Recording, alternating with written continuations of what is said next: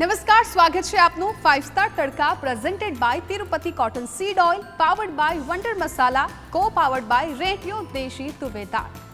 આપની સાથે હું છું જિજ્ઞાસા. વિમેન્સ ડે નજીક આવી રહ્યો છે એટલે જ અમે ખાસ આ એપિસોડને વિમેન્સ ડે સ્પેશિયલ બનાવ્યો છે અને આજે એક એવા મહિલાથી તમને રૂબરૂ કરાવવા છે કે જેમની પાસે બહુ બધી ઉપલબ્ધિઓ છે, છતાં પણ તેઓ પોતાના કિચનમાં જાતે જ રસોઈ બનાવે છે. રસોઈમાં પણ એટલા જ એક્સપર્ટ છે. તો ચલો સીધા જ મળીએ એ મહિલા સાથે. આજની જનરેશનમાં ગર્લ્સમાં એક સ્ટિગ્મા એવો હોય છે કે કિચનમાં ન જવું ઇટ્સ અ ફેશન, પરંતુ આજે એક એવા મહિલાને તમારી સાથે રૂબરૂ કરાવવા છે કે જે ફિલ્મ મેકર છે, ટીવી ફિલ્મ મેકર, ઓથર છે, જર્નલિસ્ટ છે અને કુકિંગમાં પણ એટલા જ એક્સપર્ટ છે, મનીષા શર્મા. મનીષાજી, TV9માં આપનું ખૂબ સ્વાગત છે. Thank you. મનીષાજી, સૌથી પહેલાં તો આટલું બધું એક સાથે કેવી રીતે, એક ઓથર, જર્નલિસ્ટ અને ટીવી ફિલ્મ મેકર? एक पंक्ति है ना कि मंजिल उन्हीं को मिलती है जिनके सपनों में जान होती है, पंख लगाने से कुछ नहीं होता, हौसलों से उड़ान होती है. अगर તમારે ઉડાન લેવી છે તો તમારે ઘણું બધું સાથે કરવું પડે, મલ્ટીટાસ્કિંગ બનવું પડે. બિલકુલ રાઈટ. અને આજે આપણે તમારી સાથે રસોઈ પણ બનાવી છે એટલે જે અત્યારની જે ગર્લ્સ છે એનામાં એક ખોટો એવો સ્ટિગ્મા બેસી ગયો છે કે કિચનમાં ન જવું એટલે ફેશન કહેવાય છે. બહુ આમ ચાવથી કહેતા હોય છે કે ના, હું કિચનમાં નથી જતી, મને રસોઈ નથી આવડતી. તો એવા લોકોને તમે શું કહેવા માંગો છો? એવી મેલ હોય, મીન્સ પુરુષ હોય કે મહિલા, બેમાંથી એકે માટે આ વાત આવકાર્ય નથી. કારણ કે જ્યારે તમારા હેલ્થની વાત હોય, જે વસ્તુ ડાયરેક્ટલી તમારા અસ્તિત્વ સાથે જોડાયેલી છે, તમારા હેલ્થ સાથે જોડાયેલી છે, કહેવાય છે ને કે ભાઈ અન્ન બ્રહ્મ છે, એટલે કે આ એક લાઈફ સેવિંગ સ્કિલ છે. એટલે મહિલા હોય કે પુરુષ, બંનેએ કરવું જોઈએ અને એના માટે સ્પેશિયલ સમય પણ ફાળવવો જોઈએ અને પોતાની રસોઈ છે એ પોતાના સ્વાદ પ્રમાણે પોતે જ બનાવવી જોઈએ. હા, જરૂર હોય ત્યાં બધે જ બીજાની મદદ લઈ શકાય. તમે હેલ્પરની મદદ લઈ શકો, તમારા ફેમિલીમાં, તમારા પરિવારમાં કોઈ બીજા લોકો હોય, સભ્ય હોય, એમની મદદ લઈ શકો, પણ જમવાનું જાતે બનાવી શકાય. ચલો હવે આજે આપણે આપણી જે રેસીપી છે એના પર જઈએ. આજે આપણે શું બનાવવાના છીએ? આજે આપણે બનાવવાના છે પંચકુટી દાળ અને મિલેટ્સની બાટી. ઓકે. અને તમે એમાં કયા કયા ઇન્ગ્રેડિયન્ટ્સ લીધા છે? યસ, આજે મેં એક સ્પેશિયલ ઇન્ગ્રેડિયન્ટ વાપર્યું છે. મોટાભાગે એવું થતું હોય છે ને જિજ્ઞાસા, કે આપણે કોઈ પણ રેસીપી બનાવતા હોઈએ એમાં એક સ્પેશિયલ ઇન્ગ્રેડિયન્ટ નાખી દઈએ તો એ રસોઈ છે એનો સ્વાદ છે ખૂબ જ અલગ આવતો હોય છે. તો આજે જ્યારે હું પંચકુટી દાળ બનાવવાની છું તો એમાં હું વંડર મસાલાનો સુપ્રીમ ગરમ મસાલો વાપરવાની છું, જેના કારણે મારી દાળમાં એક અલગ ટ્વિસ્ટ અને ટેસ્ટ આવે છે. બિલકુલ. ચલો તો આપણે સ્ટાર્ટ કરીએ. યસ. એના માટે જો સૌથી પહેલાં છે ને, આ પંચકુટી દાળમાં મેં 5 દાળને ભેગી કરી છે અને એને મેં પલાળી રાખી છે થોડીક વાર. કોઈ પણ વસ્તુ છે ને, કોઈ પણ વાનગી બનાવી હોય તો એના માટે ધીરજ ખૂબ જ જરૂરી છે. ઇન્સ્ટન્ટ જેટલું પણ ઇન્સ્ટન્ટ જમવાનું છે એ બધું જ શરીરમાં જઈને એના પોષક તત્વો ઓછા મળતા હોય છે અને આપણને નુકસાન કરતું હોય છે. તો થોડોક સમય ફાળવીને, ધારો કે આપણે વર્કિંગ વિમેન છે અથવા તો મેલ છે, તો આપણે રસોઈ બનાવી છે તો એની તૈયારી થોડીક પહેલાં કરી દેવી પડે. ભાઈ થોડીક વાર પહેલાં આપણે નક્કી કર્યું કે ભાઈ આજે મારે દાળ, પંચમેલ દાળ બનાવી છે, તો એને મિક્સ કરી અને મેં એને થોડીક વાર પલાળી દીધી. એ પલાળીને મેં રાખી છે. હવે એ પલાળેલી દાળને હું અત્યારે બોઇલ કરવા મૂકી દઉં છું. બોઇલ કરતાની સાથે એમાં છે ને થોડીક હલ્દી નાખવી જોઈએ.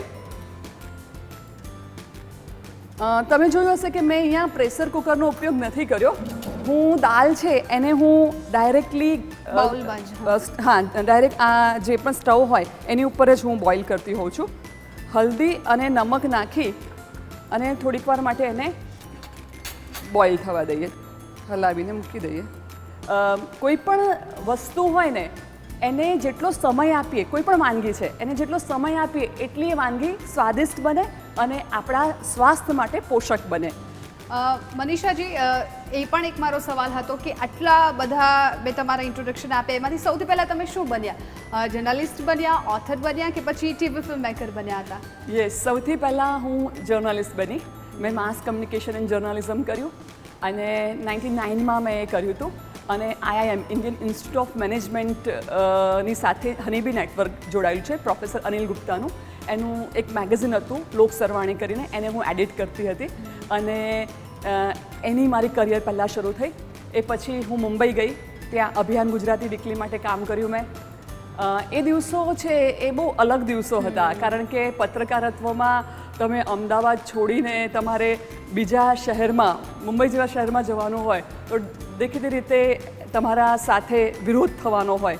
તો હું એના માટે કહીશ કે હું થેન્કફુલ ટુ માય ફેમિલી કે એ લોકોના સપોર્ટના કારણે હું મારી કારકિર્દી છે એ ફૂલ ફ્લેજમાં આગળ વધારી શકી.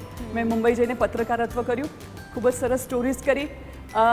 એ પછી 2000 એનો આસપાસનો સમય હતો કે જ્યારે ઇલેક્ટ્રોનિક મીડિયા છે એના પગરણ ગુજરાતમાં અને ભારતમાં વધી રહ્યા હતા. તો પછી મેં વિચાર્યું કે હું ઇલેક્ટ્રોનિક મીડિયા માટે શા માટે કામ ના કરું. એવી રીતે મેં મારી સફર શરૂ કરી. બિલકુલ. એટલે તમને એ બંને એક્સપિરિયન્સ મળ્યા છે. તમે એ સમયનું જર્નલિઝમ પણ જોયેલું છે ને અત્યારનું પણ તમે જોઈ રહ્યા છો ને અત્યારે તમે એમાં પણ વર્ક કરી રહ્યા છો. તો આ બંનેમાં તમને શું ડિફરન્સ દેખાયા અને શું બદલાવ આવ્યો છે બંનેમાં અને તમને કયું સારું લાગ્યું? કહેવાય છે ને કે hours is a worst time, hours is a best time. આપણો સમય છે એ જ શ્રેષ્ઠ છે અને આપણો સમય છે એ જ ખરાબ સમય છે. મનીષાજી, સાથે સાથે આપણે રેસીપીને પણ આગળ વધારીએ. હવે આપણે શું કરવાના છીએ? હવે જો આ દાળ છે ને બોઇલ થઈ રહી છે તો એની ઉપર તમે જોઈ શકો છો કે થોડા થોડા ફોદા આવી ગયા છે. તો એ જ્યારે દાળમાં ફોદા આવે ને એને કાઢી લેવા જોઈએ, કારણ કે આ ફોદા છે ને એની અંદર કહેવાય છે કે યુરિક એસિડ ઊભું થતું હોય છે અને એ આપણા જોઈન્ટ પેઇન માટે જવાબદાર ગણી શકાય. એટલા માટે જ આપણે કુકરમાં નહોતી બોઇલ કરી અને સીધી પેનમાં ગરમ અને બોઇલ કરવા મૂકી હતી. આવી રીતે એના ફોદા કાઢી નાખવાના હોય છે. અને જ્યારે લોકો કુકરમાં બનાવતા હોય તો એમાં તો મિક્સ થઈ જતું હોય છે, એટલે કુકરમાં ના બનાવવું જોઈએ. તમે જે શરૂઆતમાં કહ્યું કે હું કુકરમાં નથી બનાવતી. એમ કુકરની વાનગી છે ને એ દરેક અણુઓને પ્રેસ કરી દે છે. એ એને પકવતું નથી, પ્રેસ કરી દે છે. એટલે આપણે તો પકાવેલું જમવાનું જમવું જોઈએ. આપણા શાસ્ત્રોમાં પણ અન્ન બ્રહ્મની સાથે સાથે ભાવ પ્રકાશ કરીને ગ્રંથ છે, એની અંદર આખી ફૂડ હેબિટ્સ, એને કેવી રીતે પકાવવું, કયા વાસણમાં પકાવવું, કયા ઇન્ગ્રેડિયન્ટ્સ નાખવા, કયા સિઝનમાં શું ખાવું, એનો ઉલ્લેખ છે. એટલે આપણે એને ફોલો કરવું જોઈએ જ્યારે આપણી પાસે આટલો મોટો વારસો છે. તો બિલકુલ છે. તમે જે વાત કરી કે તમે લખો છો બી અને તમારી જે બુક સિરીઝ છે હેલો ગુજરાત કરીને જે 12મા એડિશન સુધી પહોંચી ગઈ છે, તો એ વિચાર તમને કેવી રીતે આવ્યો અને અત્યાર સુધી તમે પહોંચ્યા છો? તમે બુકમાં શું શું લખો છો? હા, બુક હલો ગુજરાત છે એની ખરેખર હું કો ઓથર છું. એની શરૂઆત છે મારા હસબન્ડ સરસ્વતીચંદ્ર આચાર્ય કરી હતી. 2010માં સુધી અમે જે પણ અલગ અલગ ક્ષેત્રના લોકોના ઇન્ટરવ્યૂઝ લીધા હોય તો એને 2010માં નરેન્દ્રભાઈ મોદી જ્યારે અહીંયા સીએમ હતા ત્યારે એમણે વાંચે ગુજરાત અંતર્ગતનું એક એ આપ્યું હતું. તો એ અભિયાનમાં અમે પણ જોડાયા. એમણે કીધું કે તમે લોકો આટલા બધાના ઇન્ટરવ્યૂઝ લો છો તો એને લખતા કેમ નથી? તો અમે એ વર્ષથી લખવાની શરૂઆત કરી 2010થી અને અત્યારે એની 11મી એડિશન છે. ઇવન એની ફર્સ્ટ એડિશન છે એનું લોન્ચિંગ પણ ખુદ નરેન્દ્રભાઈએ કર્યું હતું. ઓકે, ઠીક છે. અને તમે જે ડોક્યુમેન્ટરી બનાવતા હોવ છો, અત્યાર સુધીમાં 400 કરતાં પણ વધારે સબ્જેક્ટ્સ પર તમે ડોક્યુમેન્ટરી બનાવી છે, તો એમાં કયા કયા સબ્જેક્ટ તમે સાંકળ્યા છે? તમને એ વિચાર કેવી રીતે આવ્યો અને લોકોમાં આ બધી ડોક્યુમેન્ટરીથી શું ફરક આવે છે? લોકો જોવે તો એમને શું શીખવા મળે છે? રાઈટ, ડોક્યુમેન્ટરીઝ છે ને એ એક એવો દસ્તાવેજ છે કે જેના દ્વારા તમે સમાજ છે એમાં જે ચેન્જ ઈચ્છો છો એ તમે કરી શકો છો. તમે જે શરૂઆતની વાત કરી તો શરૂઆત એવી રીતે થઈ કે ભાઈ 2008 સુધી અમે અલગ અલગ ન્યૂઝ ચેનલ્સ છે એને કોન્ટેન્ટ પ્રોવાઈડ કરવાનું કામ કરતા હતા. અહીંથી અમે પોલિટિકલ સ્ટોરીઝ હોય કે ક્રાઇમ સ્ટોરીઝ હોય કે હ્યુમન ઇન્ટરેસ્ટ સ્ટોરીઝ હોય એવી અલગ અલગ ન્યૂઝ સ્ટોરીઝ પ્રોવાઈડ કરવાનું કામ કરતા હતા. પછી 2008ની આસપાસ અમારા બાળકો પણ મોટા થઈ રહ્યા હતા. તો એ લોકો જ્યારે કાંઈ મોટા થયા તો એ લોકો અમારી ન્યૂઝ સ્ટોરીઝનું કોન્ટેન્ટ છે એને રિપીટ કરતા. કારણ કે જ્યારે અમે લોકો કામ કરી રહ્યા છે તો ડેફિનેટલી એ લોકો અમારી સાથે હોવાના નાના હોય તો ત્યારનો જે સમય હતો ત્યારે મોટાભાગે ક્રાઇમ સ્ટોરીઝ છે એ જ વધારે સેલ થતી. એટલે અમે ઘણી બધી દિવસની 15-20 ક્રાઇમ સ્ટોરીઝ કરતા. આખા ગુજરાતમાં અલગ અલગ જગ્યાની સ્ટોરીઝ આવી હોય ક્રાઇમની અને અમે એ ક્રાઇમ સ્ટોરીઝ છે એ નેશનલ મીડિયા પર મોકલી હોય. તો એવા સમયે એ લોકો અમને પૂછતા કે રેપ એટલે શું, ફિરૌતી એટલે શું, ખરાબ કામ એટલે શું, દુષ્કર્મ એટલે શું.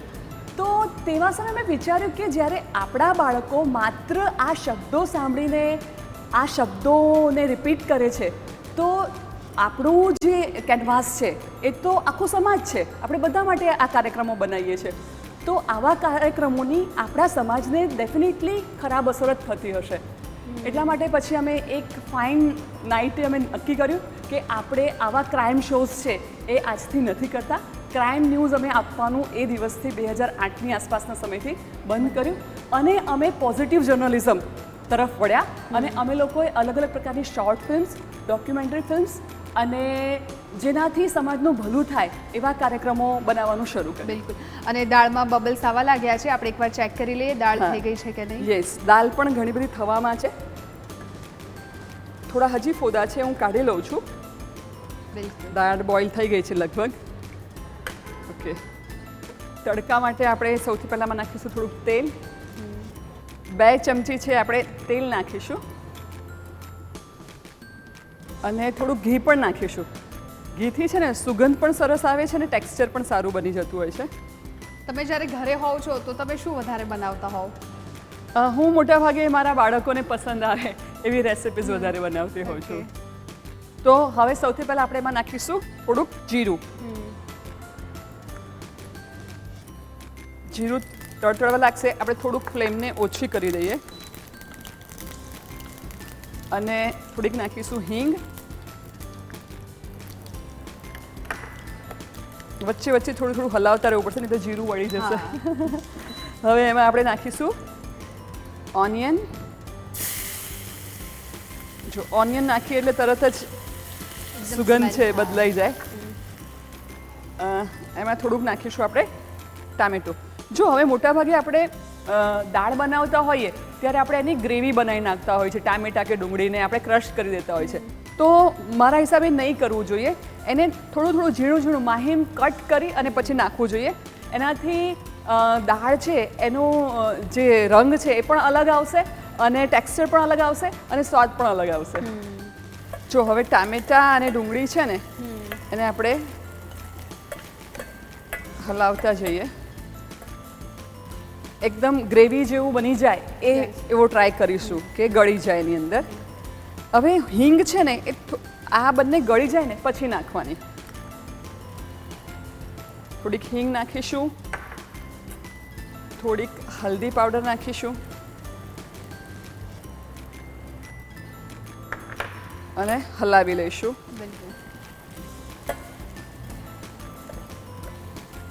ડુંગળી ટમેટા ચડી જાય એ પહેલા હું તમને એક સવાલ કરી દઉં કે તમારી સૌથી ફેવરિટ જો કોઈ ડીશ હોય તો એ કઈ છે?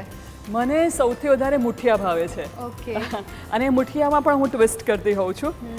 આપણે અહીંયા જે દાલ બનાવી છે એમાં ટ્વિસ્ટ માટે આપણે વંડર મસાલાનો જે સુપ્રીમ ગરમ મસાલો છે એ નાખવાના છે. સુપ્રીમ ગરમ મસાલો નાખીએ એ પહેલાં આપણે એની અંદર થોડુંક લસણ પણ નાખી દઈએ. લસણમાં અમે એની પેસ્ટ રેડી રાખી છે તો એ પેસ્ટ થોડીક હું નાખી દઈશ.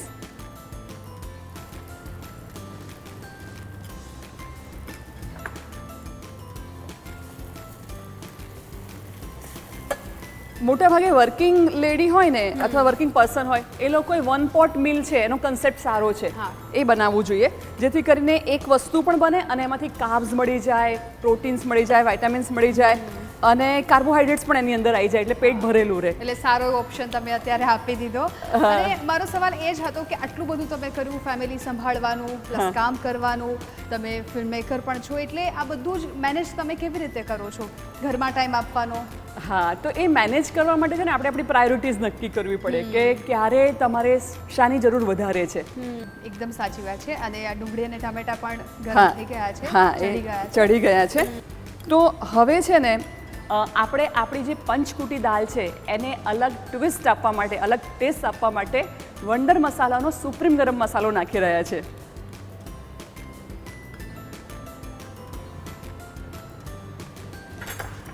આ ગરમ મસાલો નાખી દીધા પછી થોડુંક હલાવી દઈએ. જો જિજ્ઞાસા, હવે આપણી જે આ તડકો છે એ રેડી થઈ ગયો છે. સુગંધ પણ સરસ આવે છે. યસ. સો હવે આપણે આપણી જે બોઇલ થયેલી દાળ છે એ બોઇલ થયેલી દાળની અંદર આપણું જે તડકા છે એને મિક્સ કરી દઈશું. આપણા જે ફૂડ કલ્ચર છે કે એટીટ્યુડ્સ છે એની અંદર બધા ઇન્ગ્રેડિયન્ટ્સ એટલા સુપર્બ છે ને કે એને જો યોગ્ય રીતે આપણે એને વાપરીએ ને તો બહુ જ સરસ રેસિપીઝ આપણે બનાવી શકીએ. અને અત્યારે તો મિલેટ યર પણ સેલિબ્રેટ કરી રહ્યા છે, કેમ કે એ વાનગી છે થોડી વિસરાતી જતી હતી, પરંતુ ફરી લોકો એના તરફ વળ્યા છે. ખાસ કરીને જે લોકો ડાયટ ફોલો કરતા હોય તો એ બધા ખાવા લાગ્યા છે આ બધી વસ્તુઓ. રાઈટ, સાચી વાત છે તમારી. આપણે પણ એક મિલેટ રેસીપી બનાવવાના છીએ. મિલેટ્સનો ઉપયોગ વધ્યો છે એટલા માટે કારણ કે જે ઘઉં અને ચોખા છે, જે આપણા બેઝિક ઇન્ગ્રેડિયન્ટ ફૂડ છે આપણે લેતા હતા, તો એનું જે પોષક એના તત્વો છે એ ઓછા થઈ રહ્યા છે અને એના કારણે આપણે જાડું ધાન્ય છે એ ખાવા તરફ વળવું જોઈએ એવી હિમાયત કરવામાં આવે છે. હવે આ આપણી દાલ બની ગઈ છે. મનીષાજી, સરસ વાતો કરતા કરતા આપણે પંચકુટી દાળ છે બનાવી દીધી છે, પરંતુ મને એવું લાગે છે કે દાળ સાથે બીજું પણ કંઈક હોવું જોઈએ. દાળ એટલે સીધું બાટી યાદ આવે, તો તમને શું લાગે છે કે આપણે બાટી બનાવવી જોઈએ? યસ, આપણે બાટી બનાવી દઈએ. બાટી બનાવવા માટે મેં જે લોટ પસંદ કર્યો છે એ મેં સ્પેશિયલ લોટ પસંદ કર્યો છે. એની અંદર મેં મિલેટ્સ પણ એડ કર્યા છે. તો લોટ હું લઈ લઉં છું. કયા કયા તમે મિલેટ્સ આમાં એડ કર્યા છે? મેં આની અંદર જુવારનો લોટ લીધો છે, જવનો લીધો છે, રાગી લીધું છે અને આખા ચણા લીધા છે. મેં મિલેટ્સ છે એ તો બે જ છે, રાગી અને જુવાર, પણ જવ અને ચણાનો લોટ છે એ મેં એક અલગ પ્રકારનું સ્વાદ આવે એટલા માટે વાપર્યું છે. એની અંદર આપણે સૌથી પહેલાં નાખીશું મોણ. જેમ આપણે ભાખરીમાં ઘણું બધું મોણ નાખવું પડે ને, એવી રીતે બાટી બનાવતા હોઈએ ને એમાં પણ, કેમ કે બાટી પછી એકદમ હાર્ડ થઈ જાય તો ખાવામાં ના ભાવે, ના મજા આવે, સોફ્ટ જોઈએ બી રહે. સ્વાદ અનુસાર થોડુંક મીઠું નાખીશું. એમાં નાખીશું થોડોક સોડા બાયકાપ, એકદમ થોડો. આપણે નાખીશું એની અંદર હળદર, અજમો નાખીશું. આ રીતનું જે જાડું બને તૈયાર થાય બાટી, તો એનાથી ગેસ થઈ શકે, ગેસ્ટ્રિક હોઈ શકે ફૂડ, તો એ ગેસ્ટ્રિક ના રહે એટલા માટે એમાં થોડું આપણે નાખીશું અજમો. અજમો મોટાભાગે આપણે મસળીને નાખીએ તો સારું. થોડીક નાખીશું હિંગ. હિંગથી સુગંધ બહુ સરસ આવશે, ફ્લેવર પણ સારું બનશે. અને થોડું નાખીશું આપણે દહીં.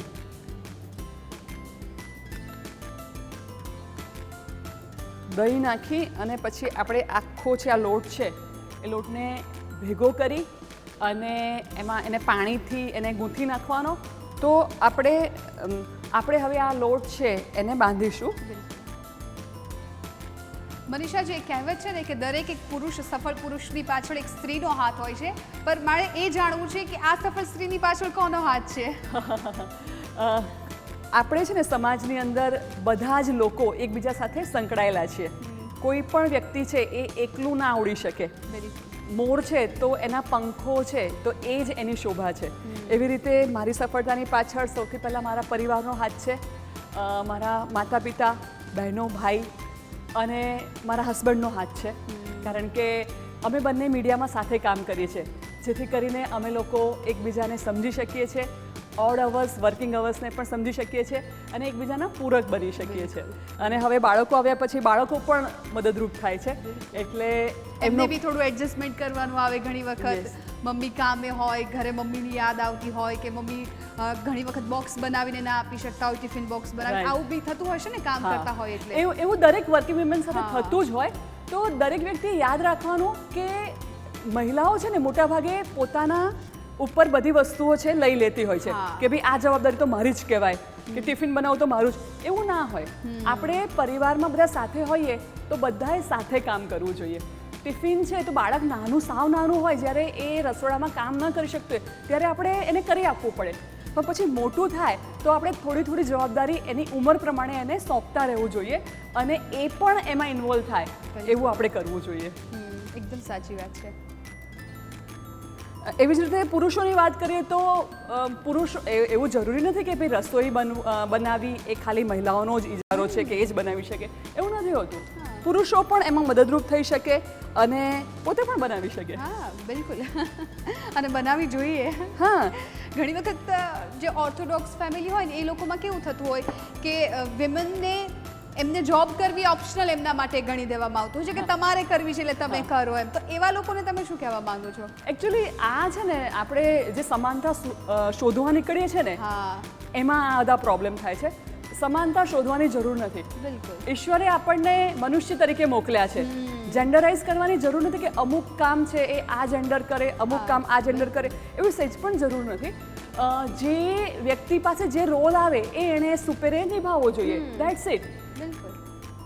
તો આપણી જે રેસીપી છે એ સર્વિંગ માટે રેડી થઈ ગઈ છે. મનીષાજી, હવે આપણે સર્વ કરીએ. યસ.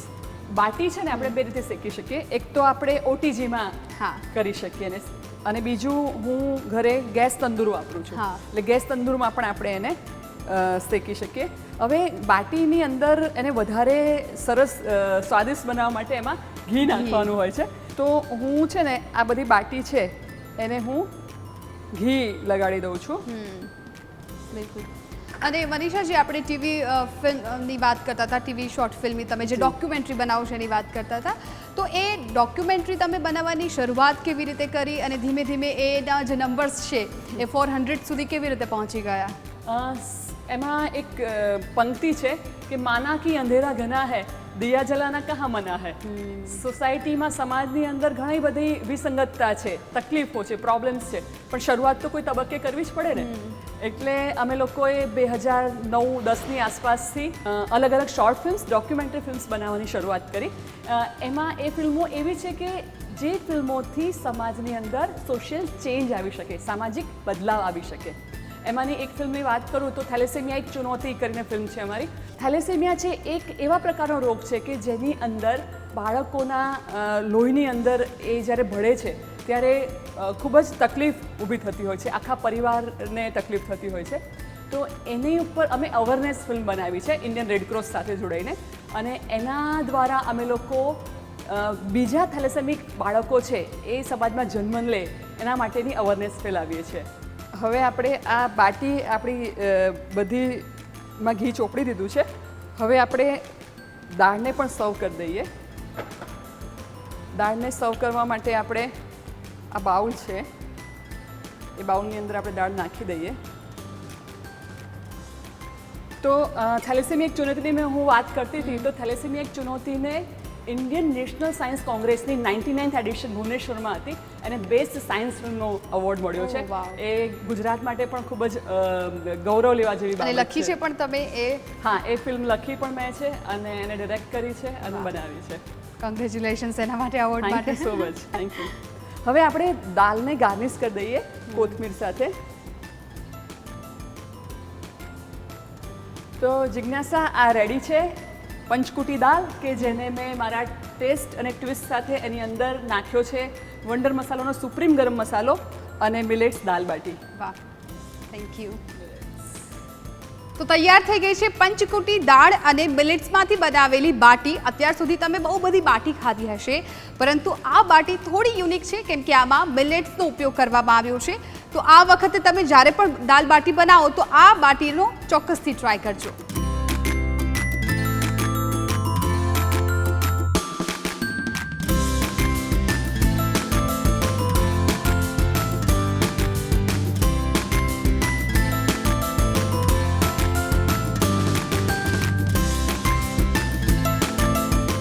મનીષાજી, આટલી સરસ ટેસ્ટી રેસીપી માટે તમને મળે છે તિરુપતિ કોટન સીડ ઓઇલ તરફથી આ ગિફ્ટ હેમ્પર.